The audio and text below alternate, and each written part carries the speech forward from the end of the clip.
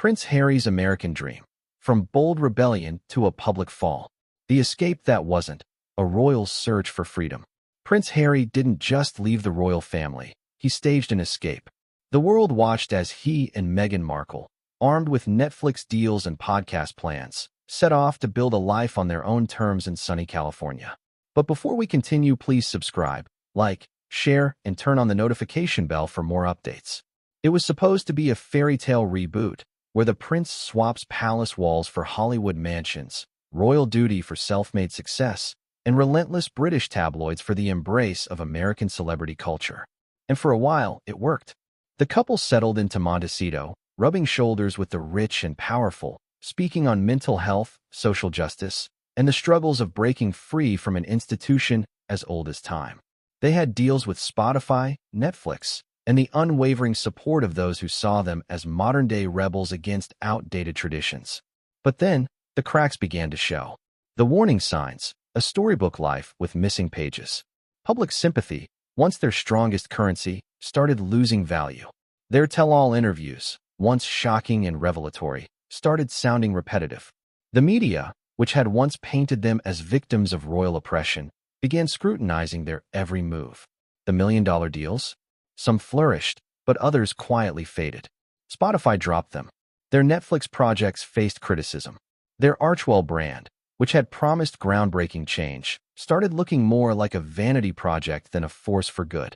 Then came the legal trouble. Rumors swirled about Harry's immigration status. Could a prince enter the U.S. without disclosing his past? Had he applied for a visa under the assumption that being royal put him above the usual scrutiny? As whispers turned into investigations, their gilded California dream home started feeling less like a sanctuary and more like a ticking time bomb.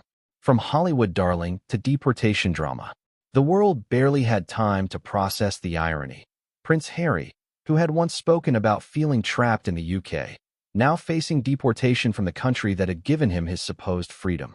The legal battle over his visa status exposed deeper issues, financial missteps, waning influence, and a growing divide between public perception and reality. High-profile allies began to distance themselves. Hollywood A-listers who had once embraced him and Meghan stopped extending invitations. The lucrative deals that had been signed in the heat of their royal exit started to cool. And then, the final blow, eviction from their Montecito mansion. The fall of a carefully crafted narrative. What had once been their symbol of independence, an opulent home nestled among California's elite, became the scene of their downfall. Paparazzi swarmed as moving trucks rolled in. The couple, once poised and polished in designer outfits, now looked exhausted and worn down by reality. The irony was impossible to ignore. The same media that had once championed their escape was now dissecting every painful detail of their departure. The same public that had once cheered their defiance was now questioning their motives. Lessons from a royal misstep. Prince Harry's story was never just about leaving the royal family. It was about reinvention, about breaking away from a centuries-old institution in the hopes of something better. But what happens when the escape doesn't lead to the freedom you expected? Harry and Meghan's fall from grace serves as a cautionary tale. Fame is fleeting, public support is conditional, and even a prince is not above the rules of the real world. So what's next for Harry? Will he attempt a quiet return to the UK, tail between his legs? Will he fight for his place in the US?